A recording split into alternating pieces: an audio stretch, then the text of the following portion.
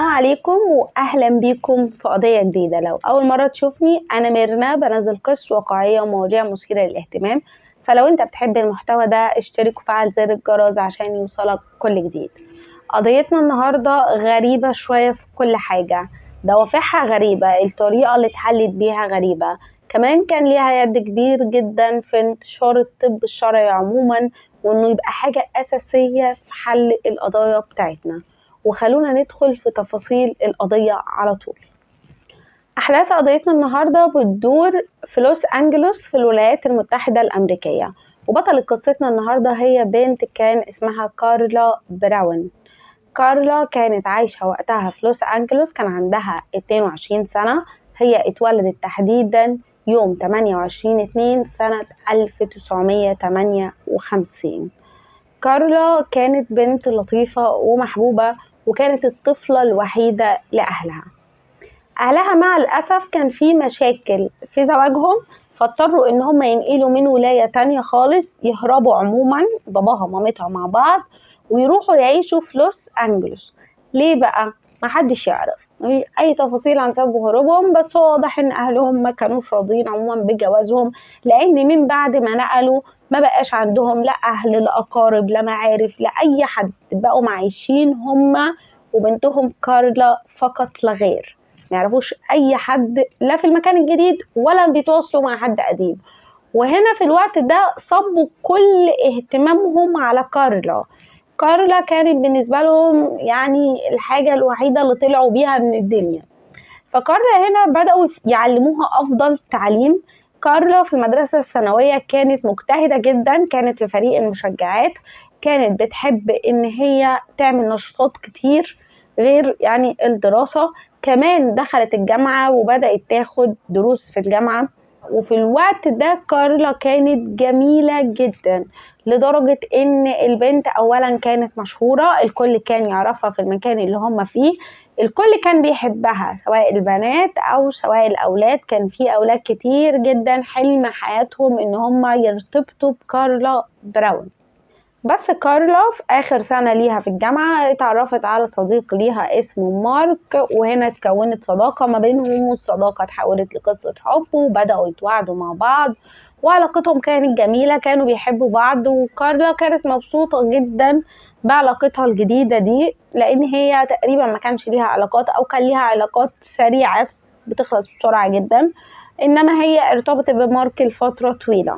بس اللي ما كانش تعرفه هنا عن مارك ان مارك من النوع اللي هو بيتعرف على البنات، بيضحك عليهم، بياخد منهم فلوس وهكذا. فبدأ مارك كل شويه يقول لها معلش انا عليا دين لواحد صاحبي، معلش انا العربيه بتاعتي باظت ومش لاقي اصلحها، معلش معلش معلش وهكذا. وفضل كل شويه تديله في فلوس تديله في فلوس، لحد ما البنت نفسها بدأت تحس ان في حاجه غريبه، اللي هو ليه بياخد مني كل الفلوس دي؟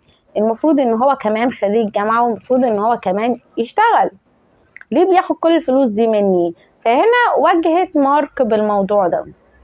ومارك هنا بالرغم من ان هو اصلا دي هوايته ان هو يضحك على البنات وياخد فلوسهم، بس مع كارلا هو كان فعلا حبها. فهو هنا واجهها، اعترف لها بالحقيقة، قال لها ان هو فعلا حبها. في الاول كان بيكلمها عشان ياخد منها فلوس، بس في النهاية مارك وقع في حب كارلا، فقال لها ان هو فعلا حبها وان هو مش عايز اي حاجة من الدنيا غير ان هو يكمل حياته معاها. فالعيلة شافت ان بالرغم من ان كل مشاكلهم القديمة مع بعض، بس الاتنين هنا فعلا علاقتهم بدأت تتظبط، رجعوا حسوا ان هم فعلا بيحبوا بعض بجد، ما قدروش ان هم يقفوا في طريقهم. والاتنين هنا في الوقت ده كارلا سامحت مارك، وفي الوقت ده اعلنوا خطوبتهم وقرروا ان هم يروحوا ينقلوا لبيتهم الخاص. في الوقت ده البنت كان عندها 22 سنة، من حقها ان هي تعيش في بيت لوحديها، وهم ما يقدروش ان هم يقفوا قصاد يعني سعادتها. فهنا نقلوا لبيت، اشتروا بيت في منطقة وود ريفر في إلينوي، ونقلوا لهناك. وفي اليوم اللي هم نقلوا فيه كانوا مبسوطين يعني بطريقة مش قادرة أقول لكم، وفعلا كان واضح إن في تغيرات على مارك، وكانوا خلاص حاسين إن هم كده فتحوا صفحة جديدة في حياتهم. نقلوا للبيت ده كانوا لسه ما فضوش كل البوكسات وكل الحاجات اللي جابتهم، يعني اللي جابوها، يعني اليوم ده كان اليوم اللي نقلوا فيه. مش مذكور هنا يا جماعة الاتنين اشتغلوا ايه، بس خدوا بالكم القضية دي قديمة فما فيش تفاصيل كتير عنها. انا حاولت اجمع لكم التفاصيل على قد ما اقدر لان في مصادر كتير جدا كانت بتقول كلام مش حقيقي، فانا حاولت اجمع مصادر حقيقية على قد ما اقدر. في الوقت ده كارلا كانت بتشتغل وفي نفس الوقت مارك كان بيشتغل، فكارلا قررت اليوم ده تاخد اجازة من الشغل بتاعها عشان تقعد ان هي يعني تفضي الصناديق، تفرش البيت، تقدر تظبط البيت عشان يقدروا ان هم يعني خلاص بقى يبدأوا يعيشوا فيه حياة طبيعية. اليوم ده كان يوم 21/6 سنة 1978. في الوقت ده جرس تليفون رن وكارلا ردت، وكانت واحدة صاحبتها وقعدت تتكلم معاها تشرح لها قد ايه البيت جميل، قد ايه مبسوطة، قد ايه مارك متغير، وقالت لها ان هم يعني ان هي لازم تيجي تتعشى معاهم في وقت من الاوقات، ويعني كانت بتشرح قد ايه مارك بقى انسان كويس في التليفون لصاحبتها. في نفس الوقت جرس باب البيت رن، فلما جرس البيت رن هي قالت لصاحبتها اقفلي وهرجع اكلمك تاني، ومع الاسف صاحبتها عمرها ما كلمتها تاني بعد اللحظه دي. اليوم ده الساعه 5:30 المغرب مارك وصديقه رجعوا من الشغل وعدوا على البيت، دخلوا فتحوا الباب، قعدوا ينادوا على كارلا كتير جدا، محدش رد عليهم، ففضلوا يدوروا في كل الاوض اللي في البيت لحد ما نزلوا للقبو بتاع المنزل. وهنا شافوا منظر يعني بجد صعب جدا ان اي حد يشوفه، خصوصا لو كان شخص بيحب حد.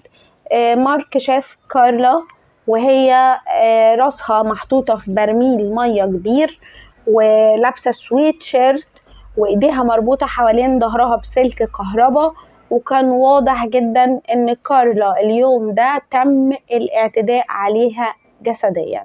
طبعا مارك اترعب جدا، اتصل بالشرطة على طول، والشرطة جت وبدأت ان هي تعاين مسرح الجريمة.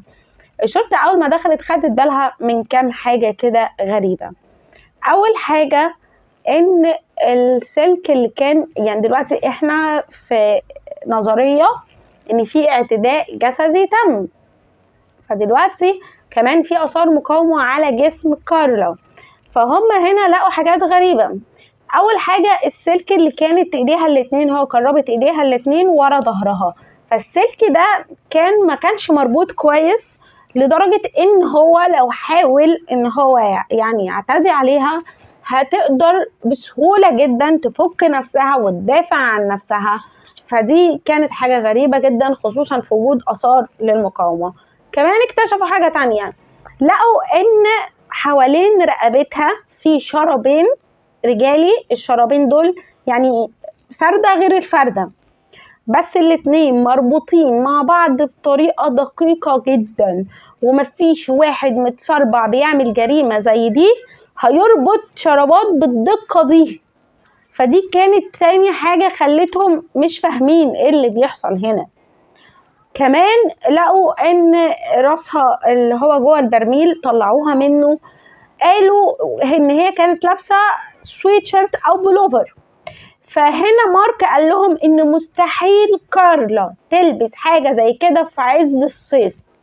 وكان في حاجة كمان قوية جدا في البلوفر ده، البلوفر ده كان فيه زرارين بيتقفلوا هنا، الزرارين دول كان سهل جدا ان هما يتفكوا، فالزرارين دول كانوا مربوطين يعني مقفولين كويس تمام، فلو في اثار مقاومه وهي كانت بتقاوم طبيعي جدا ان الزراير دي كانت اتقطعت، بس الزراير كانت مقفوله كويس جدا وسليمه. فالشرطه هنا بدات تحس ان الشخص ده حاجه من الاتنين، يا اما الشخص ده عارف الروتين كويس وعارف ان محدش هيرجع للبيت فخد وقته، يا اما الشخص ده اصلا من اهل البيت.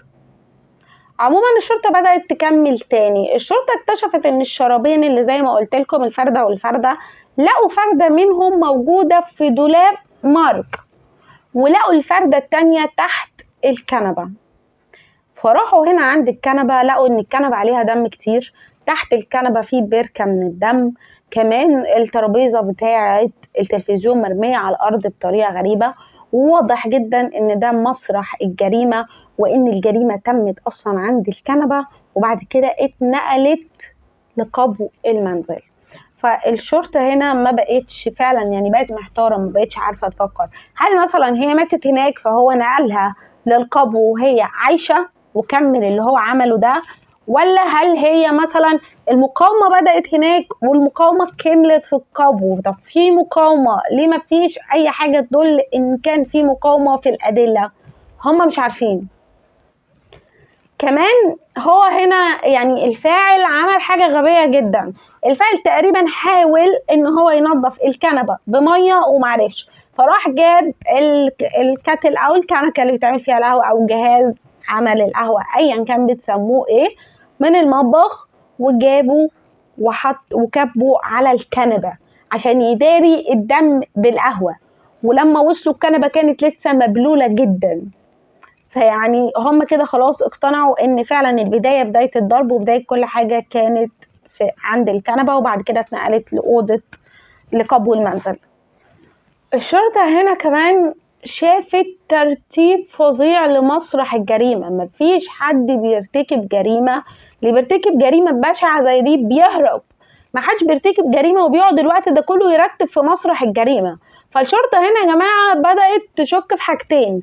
قالت ان ده شخص واضح ان هو قريب منها، لان مين الشخص اللي عارف ان كارلا براون اللي اصلا من روتينها ان هي بتشتغل اخدت اجازة اليوم ده، فضلت في البيت لوحدها، وان مارك كمان هيأخر في الشغل ومش هيرجع غير على المغرب تقريبا. مين الشخص اللي ممكن يكون عارف كل ده؟ ومين الشخص كمان اللي ممكن يعني كان عندهم احتمال تاني ان الشخص ده يكون مارك، وان يكون هو عارف كويس قوي ان محدش هيقاطعه وهو بيقتلها، فخد وقته وهو بيرتب مسرح الجريمة. وفعلا اول شخص شكوا فيه كان مارك في الوقت ده. قعدوا يتأكدوا من حجة غيابه، ومارك كان في الشغل فعلا، بس مارك فضل المشتبه فيه الرئيسي في قضيتنا. بعد كده تقرير الطب الشرعي ظهر وصدم الكل. يا جماعة هي ماتت بسبب الخنق، بس مفيش أي آثار اعتداء جسدي عليها. يعني كل الحاجات يعني اللي حصلت ان هو يلبسها بلوفر بس، وان هو يعني غير لها هدومها، وكل الافلام اللي اتعملت وانه رابط ايديها ورا ظهرها والكلام ده كله عشان يبان ان في اعتداء جسدي او في دافع الاعتداء، ده ما كانش موجود نهائي، وما كانش فيه اي اعتداء تم على كارلا براون نهائي. كارلا ماتت مخنوقة فقط لا غير. الشرطة هنا قررت ان هي تستجوب الجيران. كان في بيت جنب بيتهم على طول، وكان في جار من الجيران دول اسمه جون، شافهم في اليوم اللي هي بتنقل فيه هي ومارك، وفضل ينادي عليها يقول لها كارلا براون، انت كارلا براون، انا عارفك، انا كنت معاكي في المدرسة، ردي عليا. وهي قالت له هاي وسابته ومشيت، ما اتكلمتش معاه.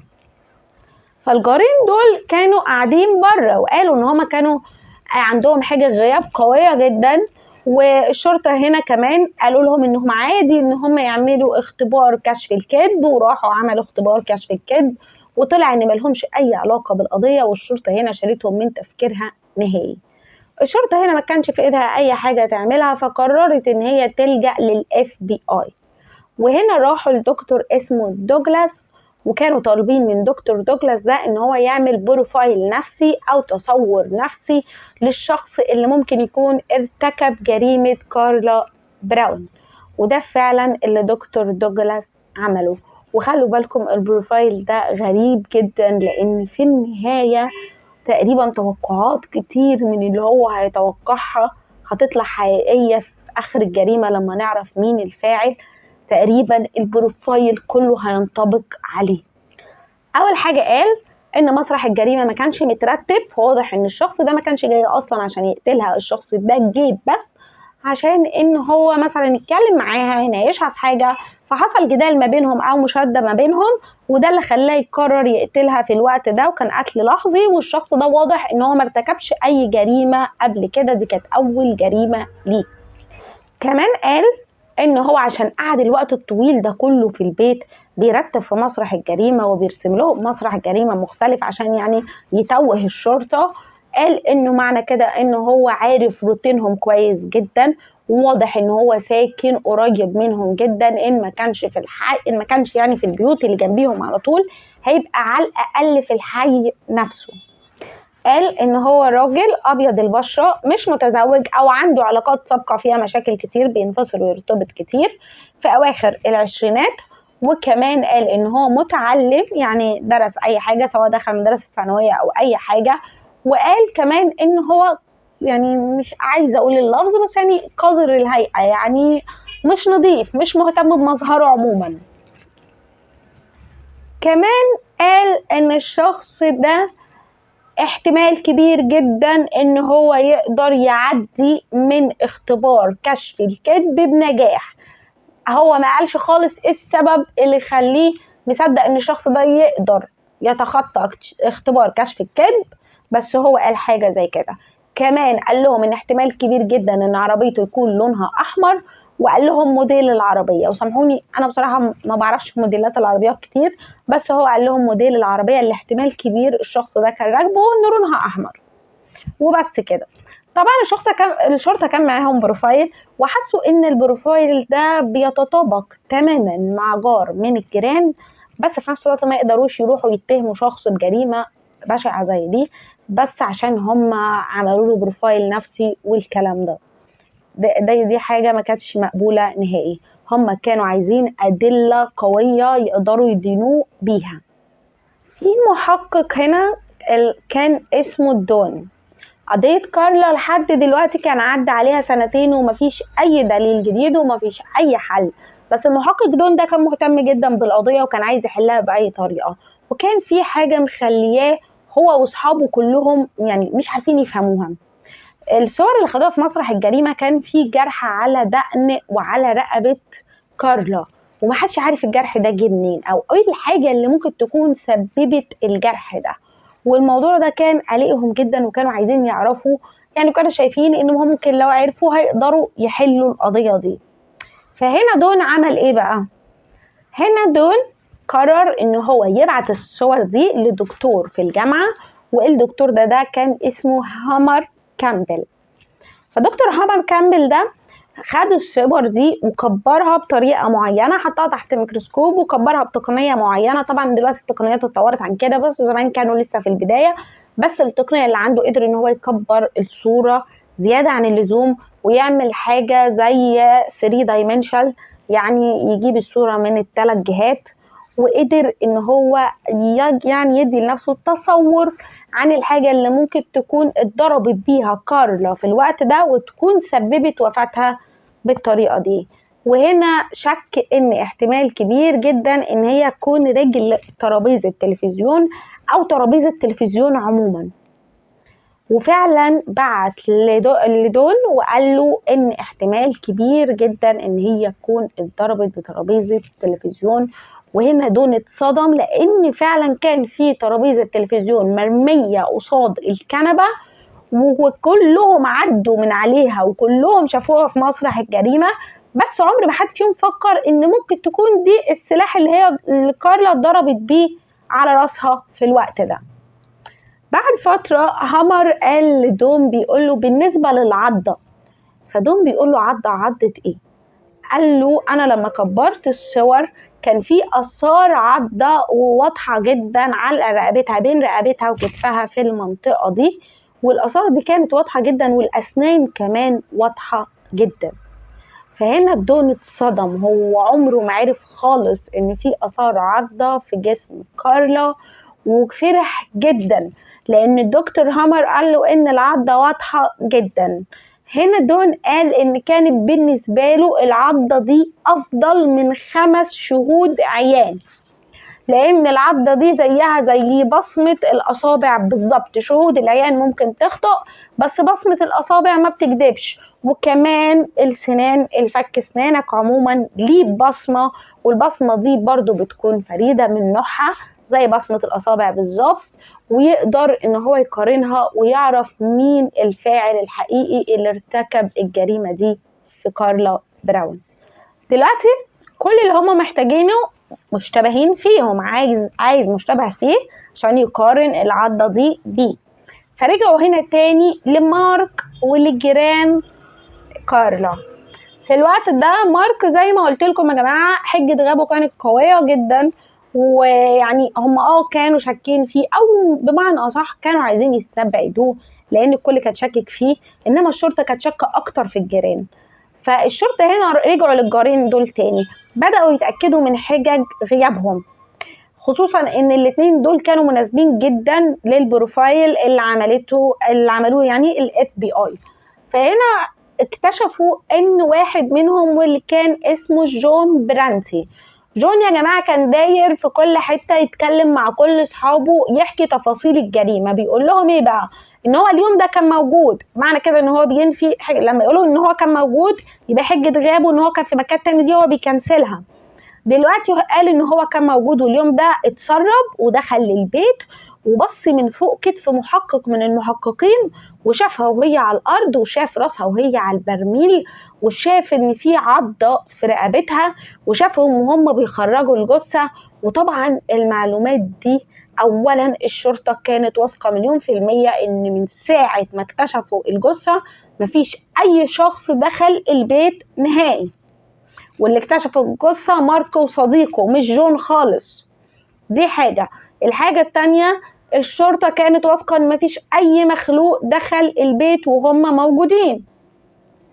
فالشرطة هنا كمان كانت متأكدة من حاجة تانية، هم نفسهم ما كانوش يعرفوا ان في عضة في رقبة كارلا براون. فهو عرف منين؟ يعني العضة ما كانتش ظاهرة، العضة ظهرت تحت الميكروسكوب. هو عرف منين ان كان في عضة في رقبتها، عشان كده رايح يقول كل الكلام ده للناس. بس برضو ده مش دليل كافي يعني ان هم يتهموه بجريمة زي دي. الشرطة هنا قرروا ان هم طالما ما خدوش بالهم من العضة في المرة الاولانية، فاحتمال كبير يكون في حاجات تانية في جسم كارلا هم ما قدروش ياخدوا بالهم منها. فقرروا ان هم يطلعوا جثة كارلا براون تاني ويعملوا فحص طب شرعي تاني، وده اللي حصل فعلا. اللي فحصت الجثة للمرة التانية كانت دكتورة اسمها ماري، والدكتورة ماري قالت ان في المرة الاولانية لما فحصوا الجثة قالوا ان البنت ماتت عن طريق الخنق، بس لسبب ما حدش فحص راسها.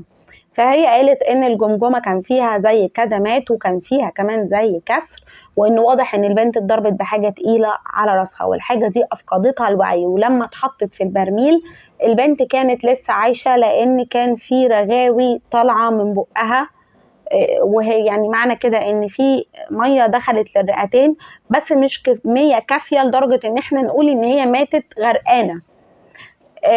كمان اخدوا صوره اقرب للعضه اللي كانت بين الرقبه وبين كتف كارلا عشان يقدروا ان هم يقارنوها بعد كده ويعرفوا العضه دي مين اللي كان سببها.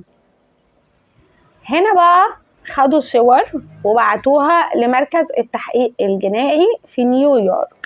هناك لما بعتوا الصور دي اولا كانوا عايزين يتأكدوا 100% ان دي اثار عضة. ثانيا بعد ما اتأكدوا بعتوا لهم 3 قوالب اسنان. ال3 قوالب دول طلبوا من الدكتور اللي هناك ان هو يقارنهم باثار العضة اللي في الصور اللي معاه. الدكتور ده يا جماعه ما كانش يعرف هو بيقارن لمين، يعني ال3 قوالب دول يخصوا مين، بس في النهايه اختار قالب منهم. وطبعا احنا عارفين يخصوا مين، اكيد مارك واكيد الاثنين جيرانها. فدلوقتي هو قارنهم واختار واحده بس منهم، والقالب ده كان يخص جون برانتي.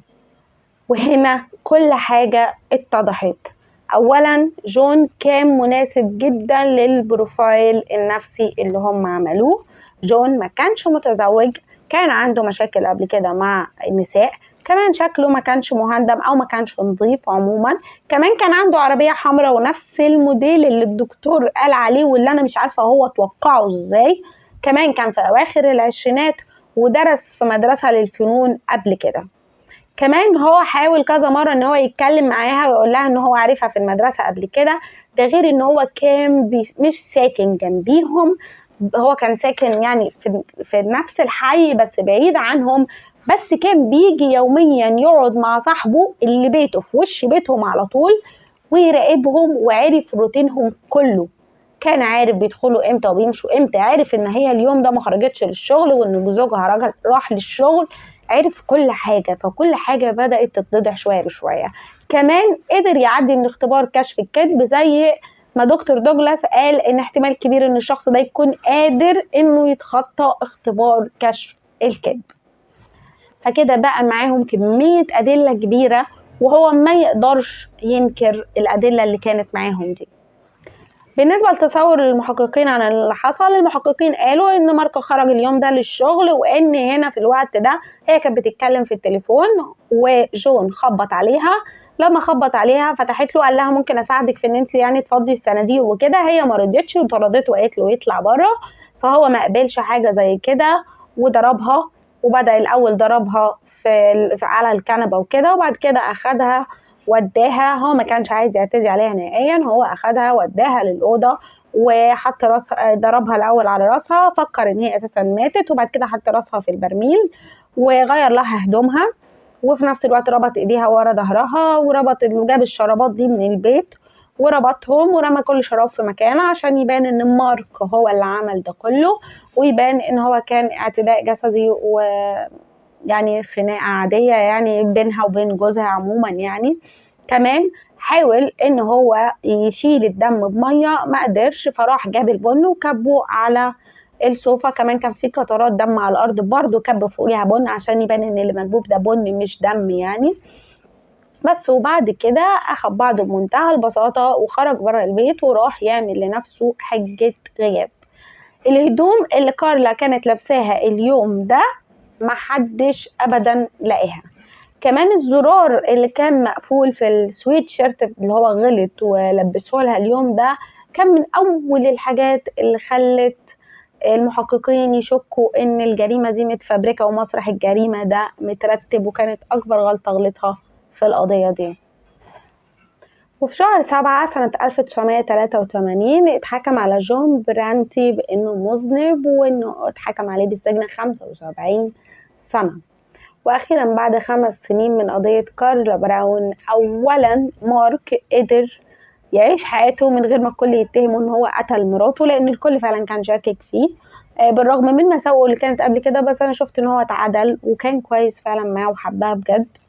دي حاجة. الحاجة التانية، عيلتها قدرت ترتاح وقدرت ان هم يفتحوا صفحة جديدة، يرتاحوا نفسيا ان الشخص اللي عمل في بنتهم كده مسجون وبينال جزائه. من بعد اللي حصل ده الشرطة عرفت أهمية التحقيق الجنائي. كان في أماكن للتحقيق الجنائي وللطب الشرعي بس كانت قليلة جدا. يعني مثلا هما في لوس أنجلوس واضطروا إن هما يبعتوا لنيويورك عشان يقدروا إن هما يحللوا حاجة بسيطة. من بعد القضية دي أهمية الطب الشرعي، الإعلام يعني نشر موضوع إن فكرة إن القضية اتحلت عن طريق بس مجرد عضة وإن الطب هو اللي حلها. فالطب الشرعي بقى ماشي جنبا إلى جنب من وقتها مع الشرطة في حل جميع القضايا. اتعمل له هيئات، اتعمل له جهات، اتعمل له أماكن كتير جدا بقت موجودة في كل الولايات، وشفنا قضايا كتير جدا الطب الشرعي ساهم بشكل كبير جدا في حلها، زي ما الشرطة كمان ساهمت بشكل كبير جدا في حل القضايا. يمكن برضو الاتنين حاليا بقوا ماشيين مع بعض جنبا إلى جنب، وده أدى لحل كتير جدا من القضايا. وبداية الموضوع ده وإن الدنيا تتقلب كده وإن الطب الشرعي ياخد الأهمية دي كلها كانت قضيتنا النهاردة، قضية كارلا براون. أنا كده خلصت القضية، أتمنى تقولي لي رأيكم. أنا عارفة إن القضية فعلا يعني المصادر بتاعتها كانت قليلة جدا. في مصدر قال إن اللي قتلها كان مارك وإن هو وصاحبه دخلوا قتلوها مع بعض، بس المصدر ده كاذب جدا. المصادر الأساسية اللي جاية من المحققين اللي اشتغلوا على القضية هي اللي أنا قلتها لكم النهاردة. أتمنى تكون القضية مش هقول عجبتكم، بس يعني أتمنى أكون قدرت أوضحها لكم في أوضح صورة. ولو عجبكم الفيديو عموما يا ريت تعملوا لي لايك، واتمنى اعرف رايكم بقى، او اعرف هل من الاول كنتوا شاكين في الجار فعلا ولا كمان كنتوا زي معظم الناس شاكين في مارك في بدايه القضيه. واشوفكم في قضيه جديده. سلام.